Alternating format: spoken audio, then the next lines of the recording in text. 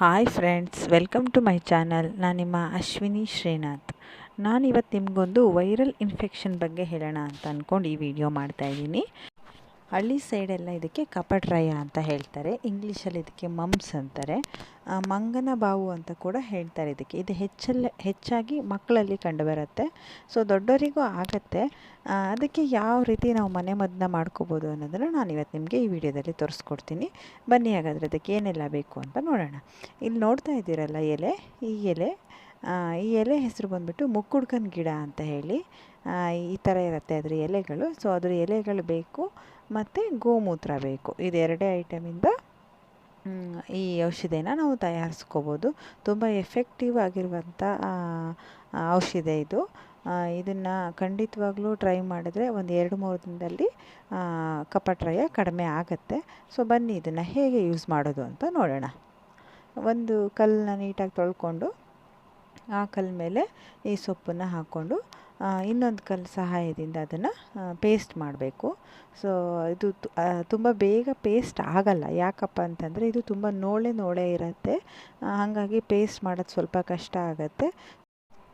ಎಷ್ಟು ಸಣ್ಣದಾಗಿ ನಾವು ಪೇಸ್ಟ್ ಮಾಡ್ಕೋತೀವೋ ಅಷ್ಟು ನಮಗೆ ಸ್ಕಿನ್ಗೆ ಅದು ಚೆನ್ನಾಗಿ ಅಂಟ್ಕೊಳ್ಳುತ್ತೆ. ಇದು ಒಂದು ಪಾಯ್ಸನ್ ಕಂಟೆಂಟ್ ಇರೋ ಎಲೆ ಆಗಿದ್ದರಿಂದ ಸೊ ಕೈನ ನೀಟಾಗಿ ತೊಳ್ಕೊಬೇಕು ಇದು ಪೇಸ್ಟ್ ಮಾಡಾದ ನಂತರ. ಯಾಕಂತಂದರೆ ಇದು ಹೊಟ್ಟೆಗೆ ಯಾವುದೇ ಕಾರಣಕ್ಕೂ ಹೋಗಬಾರ್ದು. ಇದರಲ್ಲಿ ಪಾಯ್ಸನ್ ಕಂಟೆಂಟ್ ಇರುತ್ತೆ.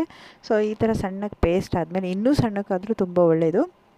ಸೊ ಈ ಥರ ಸಣ್ಣ ಪೇಸ್ಟ್ ಆದಮೇಲೆ ಅದನ್ನು ತೆಗೆದು ಇನ್ನೊಂದು ಪಾತ್ರೆಗೆ ಶಿಫ್ಟ್ ಮಾಡಿಕೊಂಡು ಅದಕ್ಕೆ ಗೋಮೂತ್ರನ ಹಾಕಿ ಚೆನ್ನಾಗಿ ಮಿಕ್ಸ್ ಮಾಡಬೇಕು. ನೋಡಿ ಈ ಥರ ಅದು ನೋಳೆ ಇರೋದ್ರಿಂದ ಗಂಟಾಗಿರುತ್ತೆ. ಸೊ ಅದಕ್ಕೆ ಚೆನ್ನಾಗಿ ಗೋಮೂತ್ರನ ಹಾಕಿ ಗಂಟನ್ನೆಲ್ಲ ಬಿಡಿಸ್ಬಿಟ್ಟು ಚೆನ್ನಾಗಿ ಮಿಕ್ಸ್ ಮಾಡಿ ಅದನ್ನು ಕೆಂಡದಲ್ಲಿ ಬಿಸಿ ಮಾಡಬೇಕು. ಕೆಂಡ ಇಲ್ಲಾಂದರೆ ಇಟ್ಸ್ ಓಕೆ, ಗ್ಯಾಸಲ್ಲೂ ಬಿಸಿ ಮಾಡ್ಕೋಬೋದು. ಸ್ವಲ್ಪ ಬಿಸಿ ಆದ ನಂತರ ಸೊ ಯಾವ ಜಾಗದಲ್ಲಿ ನಮಗೆ ನೋವಿರುತ್ತೋ, ಎಲ್ಲಿ ಊದ್ಕೊಂಡು ಇರುತ್ತೋ ಸೊ ಅಲ್ಲಿಗೆ ನಾವು ಇದನ್ನು ಚೆನ್ನಾಗಿ ಹಚ್ಚಬೇಕು. ತುಂಬ ನೈಸಾಗಿದ್ದರೆ ಚೆನ್ನಾಗಿ ಅಂಟ್ಕೊಳ್ಳುತ್ತೆ. ಹಚ್ಚಿ ಒಂದು 1/4 ಗಂಟೆ ಅರ್ಧ ಗಂಟೆ ಬಿಟ್ಬಿಟ್ರೆ ಫುಲ್ ಗಮ್ ಥರ ಅಂಟ್ಕೊಂಡ್ಬಿಟ್ಟಿರುತ್ತೆ ಅದು. ಸೊ ಎಷ್ಟೇ ನೀಟಾಗಿ ತೊಳೆಯೋಕ್ಕೆ ಟ್ರೈ ಮಾಡಿದ್ರೂ ಅದು ಹೋಗಲ್ಲ, ಅಷ್ಟು ನೀಟಾಗಿ ಅಂಟ್ಕೊಳ್ಳುತ್ತೆ. ಸೊ ಈ ಥರ ನೀವು ದಿನಕ್ಕೆ 2 ಬಾರಿ ಹಚ್ತಾ ಬಂದರೆ, ಬೆಳಗ್ಗೆ ಸಾಯಂಕಾಲ ಹಚ್ತಾ ಬಂದರೆ ಖಂಡಿತ 2-3 ದಿನದಲ್ಲಿ ಈ ಕಪಟ್ರಾಯ ನಿಮಗೆ ಕಡಿಮೆ ಆಗ್ತಾ ಬರುತ್ತೆ.